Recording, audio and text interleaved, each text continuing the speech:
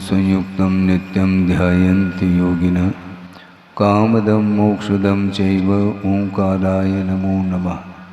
अविरल शब्द गणौग प्रक्षालित सकल भूतल कलंका मुनिविरूपाशुतीर्था सरस्वती रत्नोदुरितम् अज्ञानतिमिरान्धानां ज्ञानाञ्जनशलाकया चक्षुरुन्मीलितं येन तस्मै श्रीगुरुवे नमः।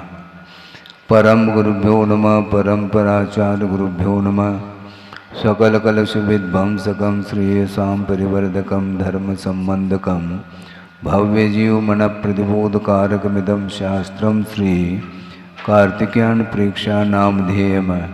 अस्य मूलग्रन्थकर्तार श्री सर्वज्ञदेवाः तदुत्तरग्रन्थकर्तार श्री गणधरदेवाः प्रतिगणधरदेवाः तेषां वचोनुसारमासाद्य श्रीमद् आचार्य प्रवर श्री कार्तिकेय देवैर्विरचितं मंगलम भगवान वीरो मंगलम गौतमो वने मंगलम कुंदकुंदाद्यो जैनधर्मोस्तु मंगलम सर्वमंगलमांगल्यम सर्वकल्याणकारकं प्रधानं सर्वधर्माणां जैनं जयतुशासनं कोटिशतं द्वादशैव कोटो लक्षाणि शीतिस्त्रिदिकानि चैव पञ्चाशदष्टोच सहस्रसङ्ख्यमेतत्श्रुतं पञ्चपदं नमामि।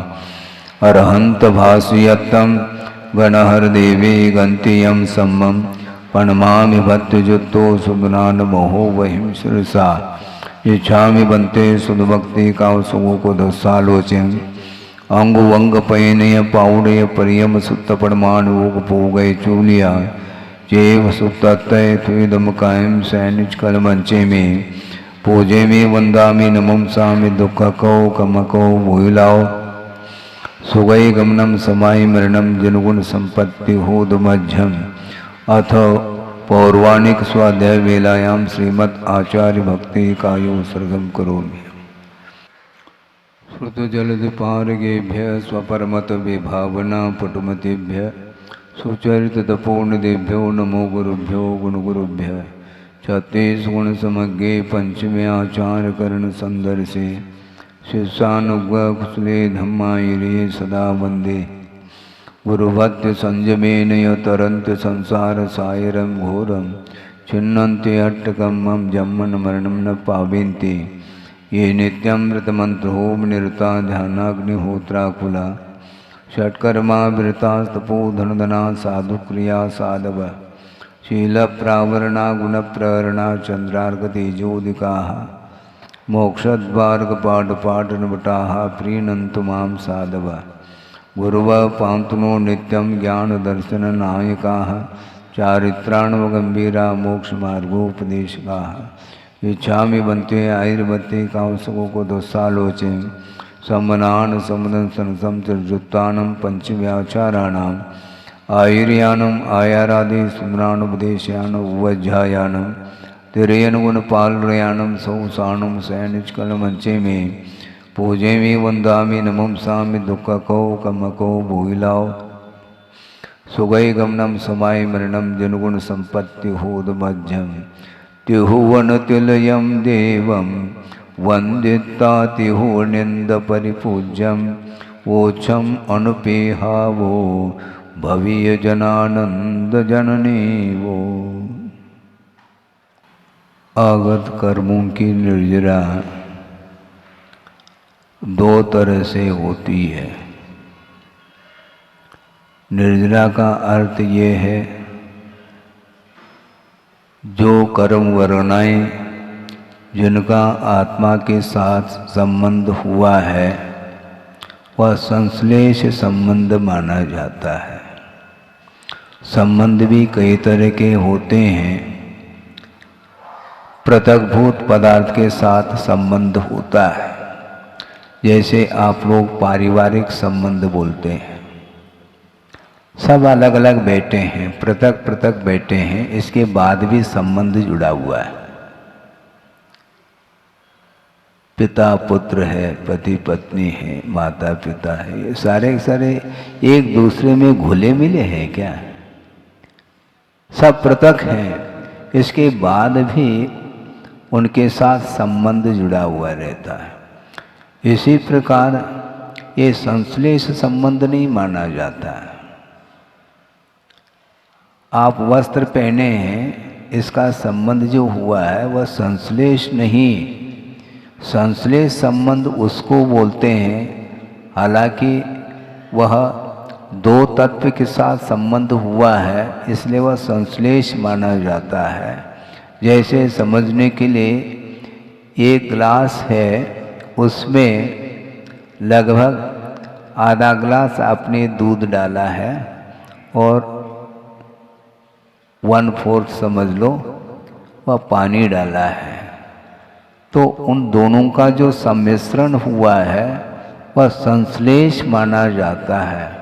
अब उसमें से चम्मच से आप दूध को अथवा पानी को पृथक नहीं कर पाएंगे, इसको संश्लेष संबंध की संज्ञा दी है।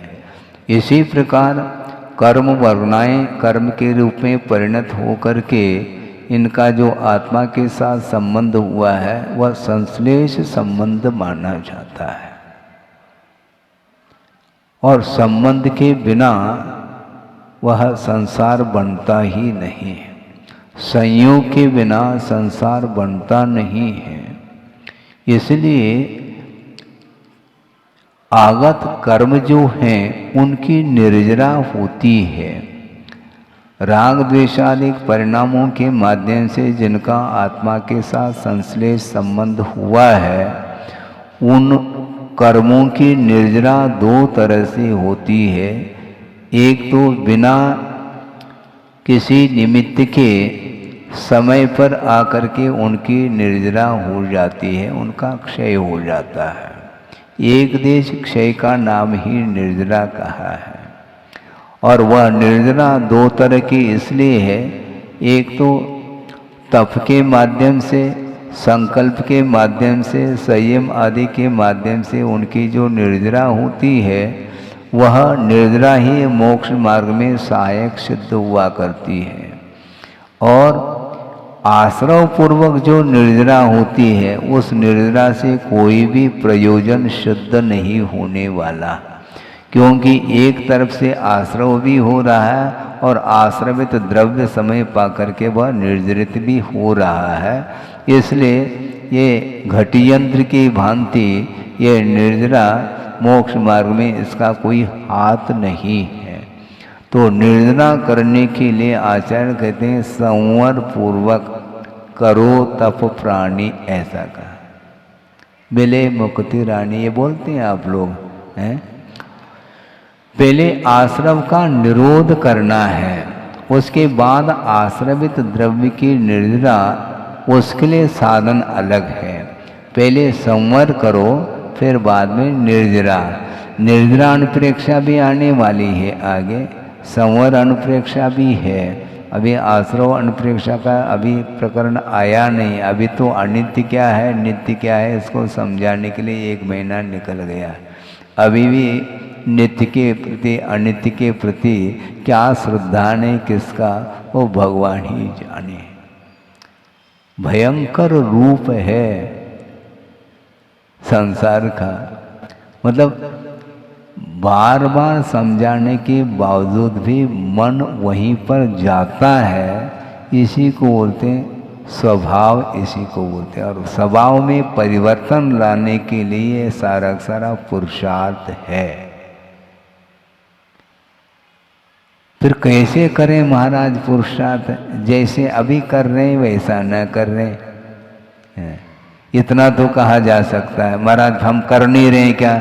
मैं नहीं कह रहा हूँ, क्योंकि आपके द्वारा ही कहा जा रहा है कि महाराज विशुद्धि कैसे बढ़ाएं। तो इसका अर्थ अभी बढ़ नहीं रही है, तो क्लियर कट है। यदि बढ़ नहीं रही है तो या तो घट रही है, तो बिना कारण के थोड़ी घटती। वो घटने के लिए निश्चित रूप से विपरीत साधनों का हम आलम्बन लेते हैं, तो निश्चित रूप से कर्मों का आश्रव होगा, विशुद्धि घटेगी, संक्लेश बढ़ेगा। और संक्लेश जो बढ़ता है वह निश्चित रूप से, इसमें कोई दो राय नहीं है कि बिना इच्छा के संक्लेश नहीं होता। इच्छा का जिसने निरोध कर लिया उसको संक्लेश की कोई बात ही नहीं, क्योंकि उसको कोई आवश्यकता ही नहीं है। और जिसके अंदर निरंतर अपेक्षा बनी हुई है किसी न किसी वस्तु के निमित्त को लेकर के, जब तक अपेक्षा की पूर्ति नहीं तब तक वह निराकुल भाव का अनुभव कर ही नहीं सकता। और निराकुल भाव जब तक नहीं है तब तक तो आश्रव तो जारी रहेगा, और निर्जरा जो भी होगी उस निर्जरा से कोई प्रयोजन है इसलिए नहीं क्योंकि आश्रव भी जारी है। इसलिए आश्रव को रोकने के लिए सर्वप्रथम पुरुषार्थ करें, और आश्रवित जो द्रव्य है वह विशुद्ध परिणाम के माध्यम से उसकी निर्जरा हो सकती है। हाँ, इसके बिना और कोई भी साधन ही नहीं है। हम सीधा गाथा को लेकर के विषय आपके सामने रखना चाहते हैं। लक्ष्य संसत मनो जो अपानम धरेद कट्ठेन सो राय दायानम कज्जम साहिद मूढ़प्पा। वह मूढ़ आत्मा है, अर्थात अज्ञानी है।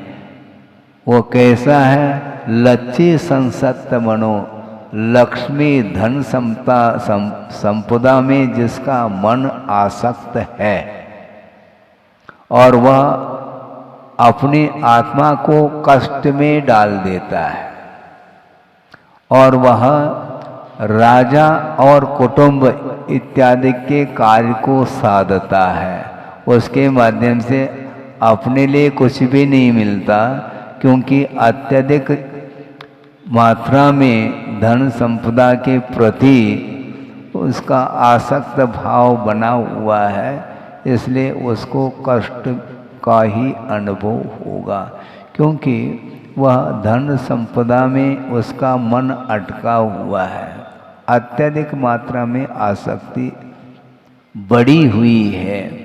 उसके माध्यम से आत्मा को क्या मिलेगा? कठिन धरदी, वह आत्मा को कष्ट में डाल देता है। आसक्ति के माध्यम से कभी भी आत्मा को सुख नहीं मिलेगा, किंतु एक मान्यता बन चुकी है अनंतकालीन कि पर वस्तु के माध्यम से हमें सुख मिलता है। इस मान्यता को दूर कौन करेगा? महाराज, आलम्बन तो हमें लेना पड़ेगा ना।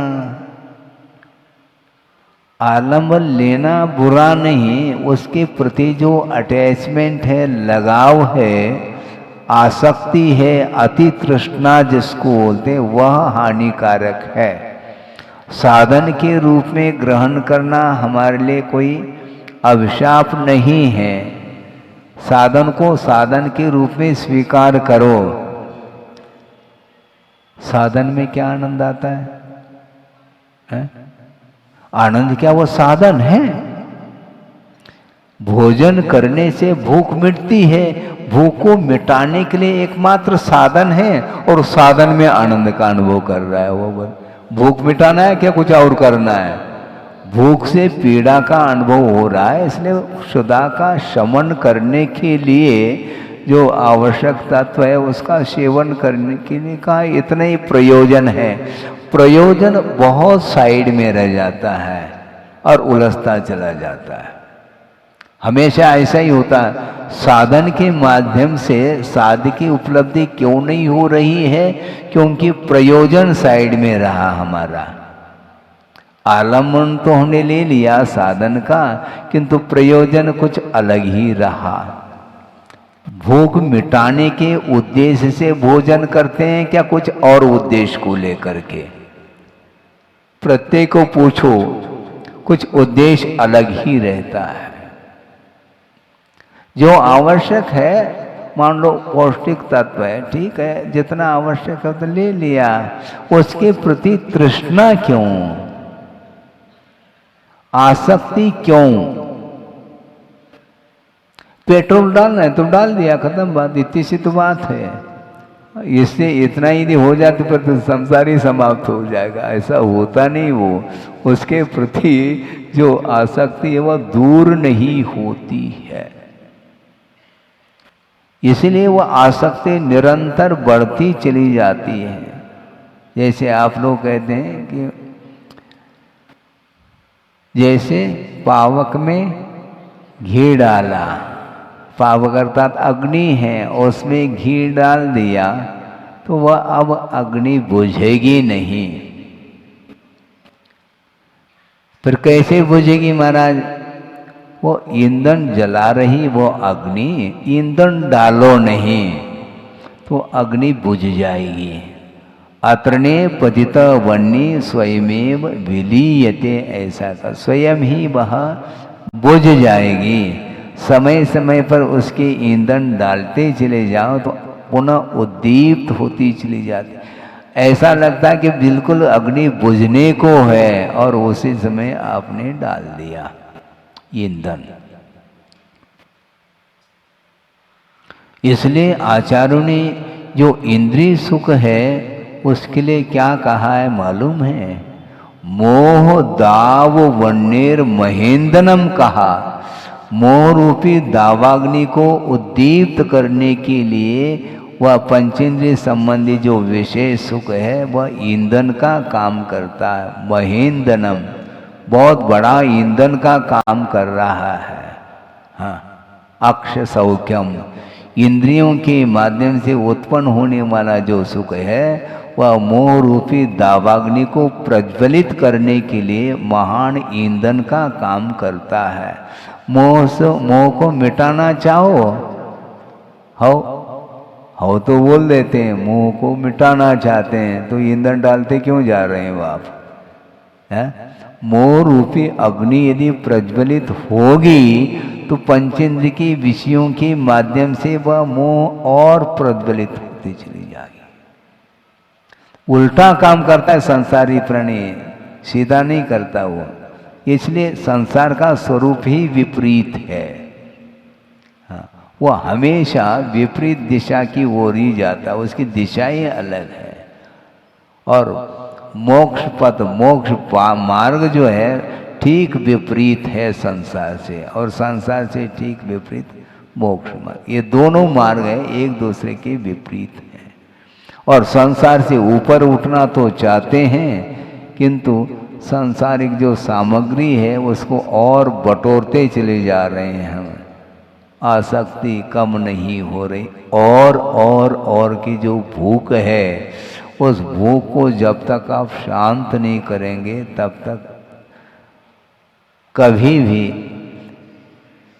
विकास की बात संभव ही नहीं। इसलिए लक्ष्य संसक्त मनो, संपदा में जिसका मन आसक्त हुआ है वही व्यक्ति आत्मा को कष्ट दे रहा है, स्वयं ही कष्ट दे रहा है, दूसरा देता है ऐसा बोलता है। ये विपरीत मान्यता है।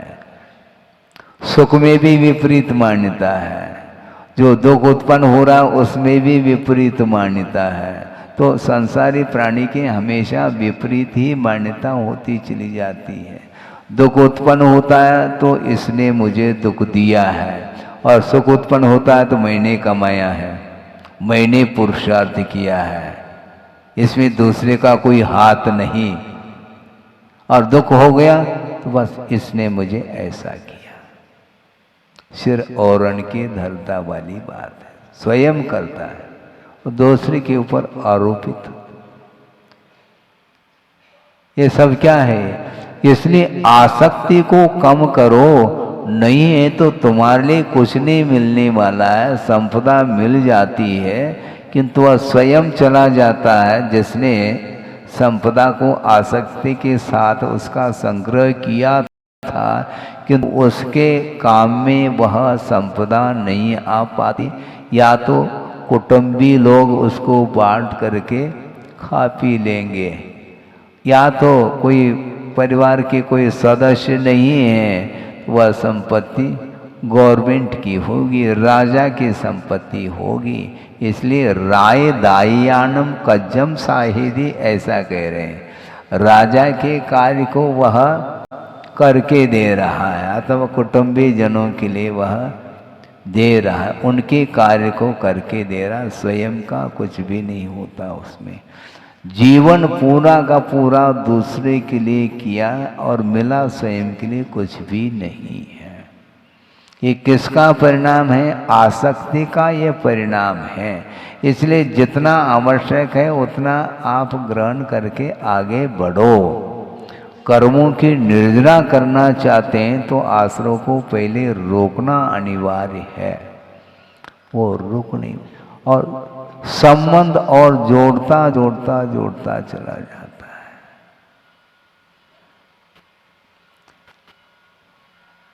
उपयोग लगता क्यों नहीं है? कहीं न कहीं लगा तो है, जहां लगना चाहिए वहां पर उपयोग लग ही नहीं पा रहा है।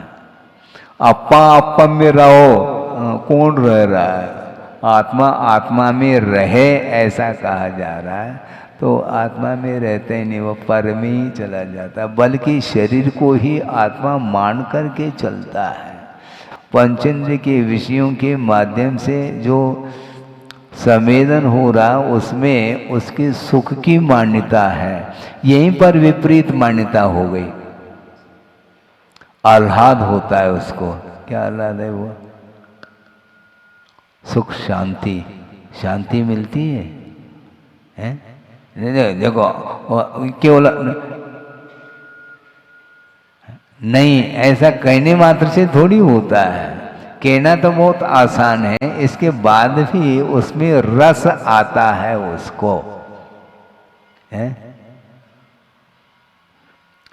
मिठाई में रस है क्या? किसमें है मुझे बताओ,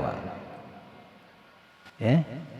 क्योंकि स्पर्श रस गंध वर्ण बंत पुद्गला है, पुद्गल में रस है, तुम्हें क्यों रस आ रहा है? उसमें से तुम्हें रस क्यों आ रहा है? आत्मा को रस आता है।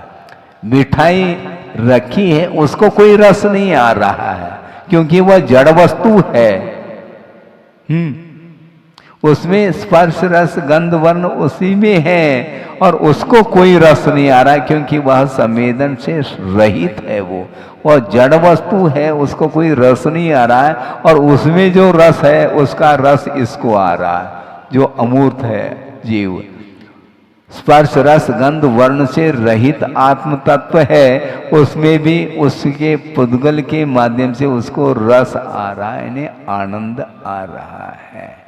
ये विपरीत मान्यता है,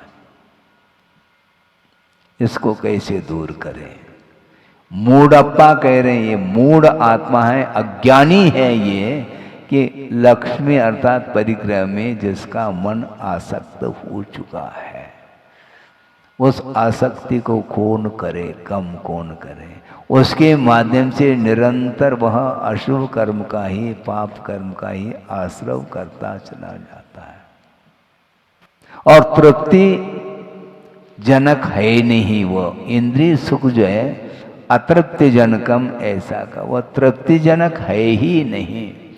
तृप्तिम न जनयति इति अतृप्ति जनकः, वह तृप्ति को उत्पन्न नहीं करता, इसके बाद भी उसको बार बार बार बार उसका सेवन करता है, जैसे उसमें तृप्ति मिल रही हो। तात्कालिक जो तृप्ति का अनुभव करते हैं वह केवल तात्कालिक है, त्रैकालिक नहीं। सुबह नाश्ता कर ली, ठीक है,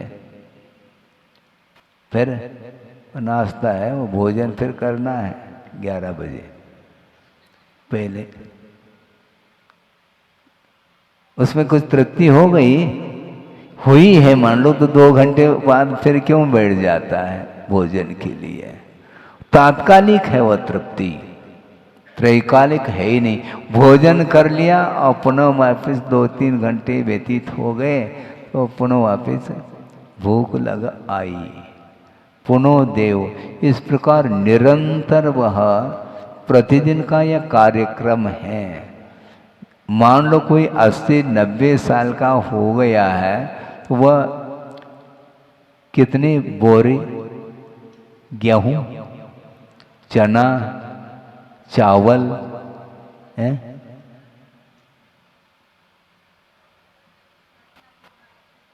हैं खूब भरी, लेकिन फिर भी भरने में लगा हुआ है वो। 80-90 साल में ट्रक के ट्रक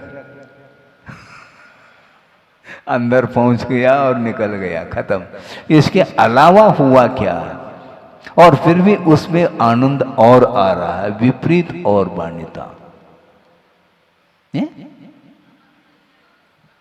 नमक एक बार में तो थोड़ा, एक चुटक, लेकिन जिंदगी भर कितना खाया, कितने किलो, लेकिन एक साथ नहीं खा सकता नमक, 1-8 किलो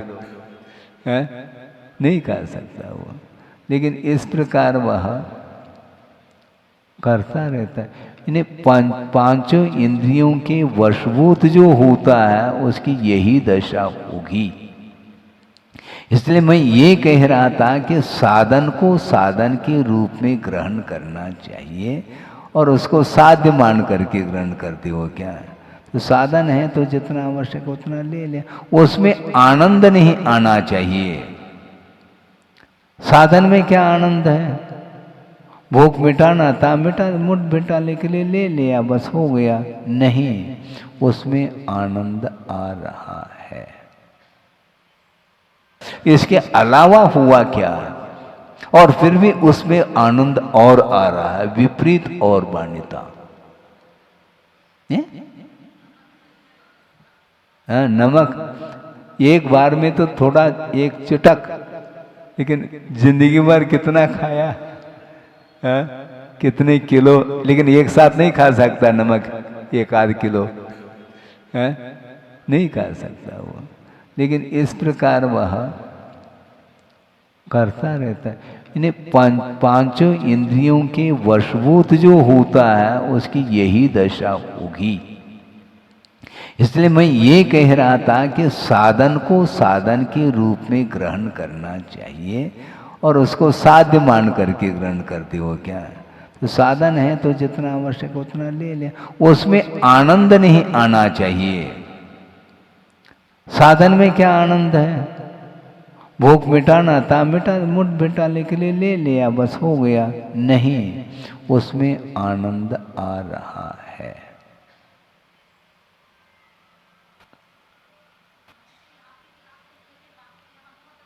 हाँ, क्यों नहीं आते? उसी समय पूछ लो, उसमें भी यहीं पर पूछा जा रहा। बताओ,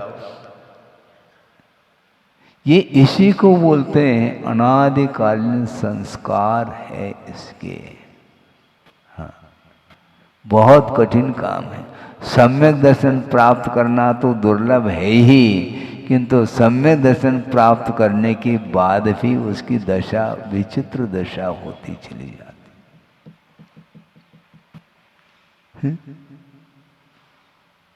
उसमें क्या आनंद है, भयंकर रूप है ये।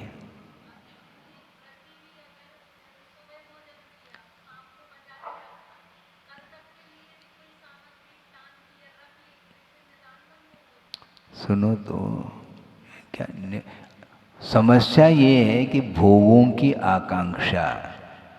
हाँ, निदान का अर्थ खोल दो थोड़ा ताकि हम और खोल लें।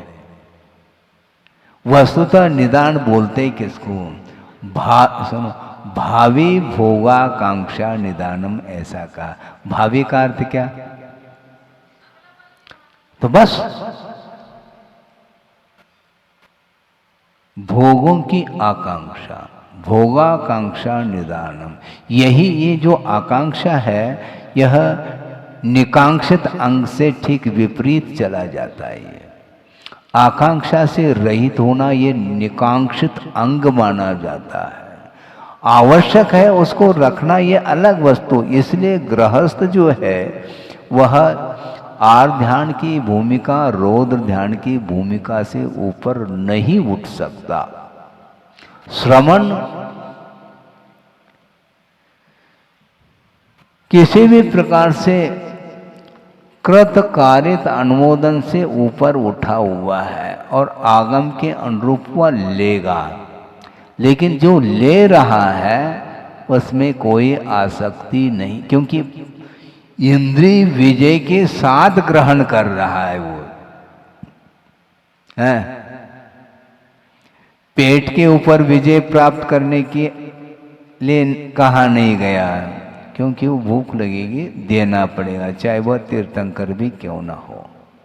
छद्मस्त अवस्था में क्षुधा के शमन के लिए तीर्थंकर भी उठते हैं।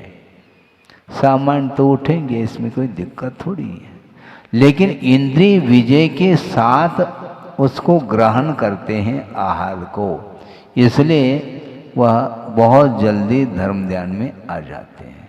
लेकिन गृहस्थ के वश की बात नहीं है वो। हाँ, फिर भी जितना बन सके उतना कम करने के लिए कहा जा रहा है, क्योंकि उसमें यदि आनंद आ रहा है इंद्रिय सुख में, वह क्या है वो रौद्र ध्यान है, ये कहा है नहीं है, धर्म ध्यान है वो।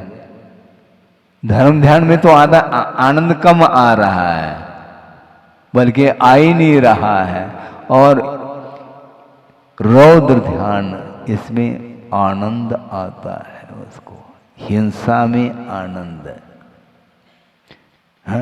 क्योंकि जो बनाते हैं उसे बिना हिंसा के कोई भी सांसारिक कार्य नहीं हो सकते। एक भी ऐसा कोई सांसारिक कार्य नहीं है जिसमें हिंसा नहीं होती हो, और उसमें और आनंद मान रहा है ये भी। इसलिए हमारा कहना है कि ग्रहण करना है, क्योंकि उसके बिना चलेगा नहीं शरीर है, और धर्म ध्यान करने के लिए एक शरीर जो है सहयोग देता है, सहयोग दे रहा है, तो उसके लिए ग्रहण करो, साधन के रूप में ग्रहण करो, उसमें आनंद नहीं मानना चाहिए। यदि आनंद मानते हैं तो वह साधन नहीं, फिर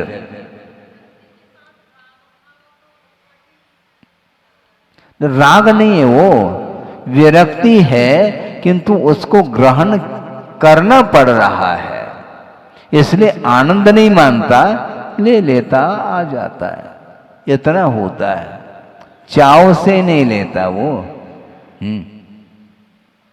भगवान की भक्ति तो चाव से करो, चाव क्या बोलते, भाव भक्ति से, चाव शक्ति से ये करो। देवगुरु शास्त्र की आराधना अथवा पंच परमेष्टि की आराधना तो बिल्कुल उल्लास के साथ होना चाहिए, भाव विभोर हो करके करो। उसके माध्यम से साथ से पुण्य का ही मात्र संचय नहीं होता, किंतु उसके माध्यम से पूर्वबद्ध पाप कर्म की भी निर्जना होती है। इसलिए पाप कर्म की निर्जना को उद्देश्य बना करके वह भगवत भक्ति करता है, उसमें तो आनंद आना चाहिए, किंतु आहार लेना, इसमें लेना पड़ता है, फिर आनंद क्यों आ रहा है उसमें? आनंद तो नहीं आना चाहिए। लेने की इच्छा ठीक है, क्योंकि बिना इच्छा के तो ग्रहण होगा नहीं, लेकिन किसके लिए ग्रहण करना यह महत्वपूर्ण है। जो ग्रहण किया जा रहा है एकमात्र वह साधन है धर्म ध्यान के लिए, वह स्वयं धर्म ध्यान नहीं। कई बार हमने कहा है आहार ग्रहण करना धर्म ध्यान नहीं, धर्म ध्यान के लिए श्रमण लोग उसको ग्रहण करते हैं, आगम के अनुरूप ग्रहण करते हैं, और रसनेन्द्र के ऊपर विजय प्राप्त करते हुए वो उसको ग्रहण करते हैं। तो ऐसी स्थिति में ज़्यादा ग्रहण करने की इच्छा थोड़ी होगी उसके। थोवम जी मैं है ये कहा है। कुंद स्वामी ने ये श्लोक गाथा दी है, शायद ये अष्टपाउंड की गाथा हो सकती है, मूलाक्षर में, ठीक है। भिक्कम चर वसरण्ये थोवम जीमय माँ बहुजंपः दुक्कम सह जी निद्दा मित्ति भावेन सुट्ट वैरगम, ऐसी गाथा दी है। पक्की बात। प्रतिकार, शॉर्ट में हमारा ये कहना है कि प्रतिकार का भाव यह धर्म ध्यान है क्या अर्थ ध्यान है? प्रतिकार का भाव, और प्रतिकार जो होता है वह अनिष्ट का होता है, इष्ट का कभी प्रतिकार होता ही नहीं है। इष्ट का तो ग्रहण होता है, आने दो, हाँ आने दो, बेहिसाब आने दो, क्योंकि इष्ट है वो। अनिष्ट का प्रतिकार होता है, इष्ट का कभी प्रतिकार होता ही नहीं है। धर्म ध्यान हमेशा धर्म में ही उसका उपयोग है, अन्य में नहीं। धर्म ध्यान का उपयोग अन्न में नहीं, अन्य में नहीं।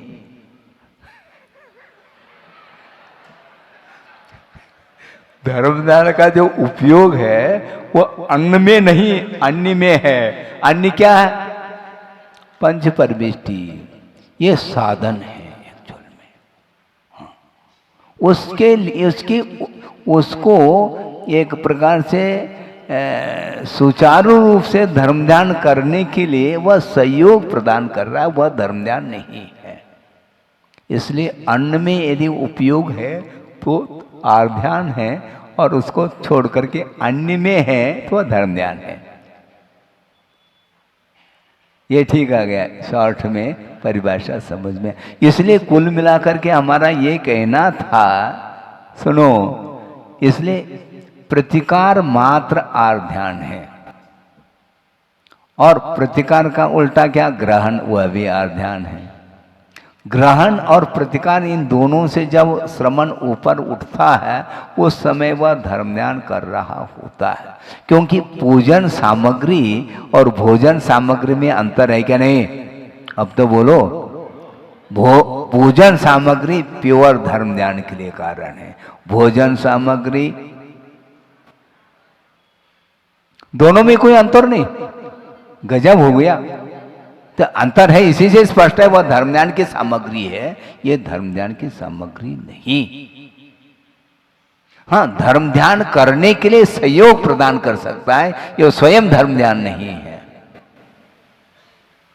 इसलिए लक्ष्य संसक्त बनो, लक्ष्मी में आसक्त हुआ संसारी प्राणी वह आत्मा को कष्ट में डालता है, और वह उस संपदा को वह स्वयं में काम में नहीं आता। या तो कुटुंबीय लोग उसको ले जाएंगे अथवा राजा के हवाले हो जाएगा वह धन संपदा। इसलिए मूढ़ आत्मा ऐसा कहा जा रहा है। इस प्रकार मूढ़ता को छोड़ देना चाहिए। मोही प्राणी हमेशा इसी प्रकार विपरीत कार्य करता चला जाता है। इसलिए ये अनित्य भावना के प्रसंग में इसको रखा है। जब संपदा अनित्य है तो उसमें मूढ़ता क्यों हो रही है, उसमें मूढ़ क्यों हो रहा है? जब अनित्य भी है और उसमें मूढ़ हो रहा है, इसका तो वह अनित्य की परिकल्पना थोड़ी उसके अंदर है, वह नित्य मान रहा है। हाँ? इसलिए बार बार चिंतन करो। अभी तक धारणा यही रही आपकी है, प्रतिकार को आर्ध्यान मानेंगे और ग्रहण भाव को आर्ध्यान, इन दोनों से ऊपर उठेंगे तो वह निराकुल भाव है। और इस विषय में कोई तत्व चर्चा करना हो तो बाद में देखेंगे। बोधि समाधि परिणाम शुद्धि स्वात्मोपलब्धि शिव शोक सिद्धि चिंतामणिम चिंतित वस्तुदाने त्वां वंद मानस्य ममास्तुते। परम पूजाचार्य गुरुवर श्री विद्यासागर जी महाराज की जय।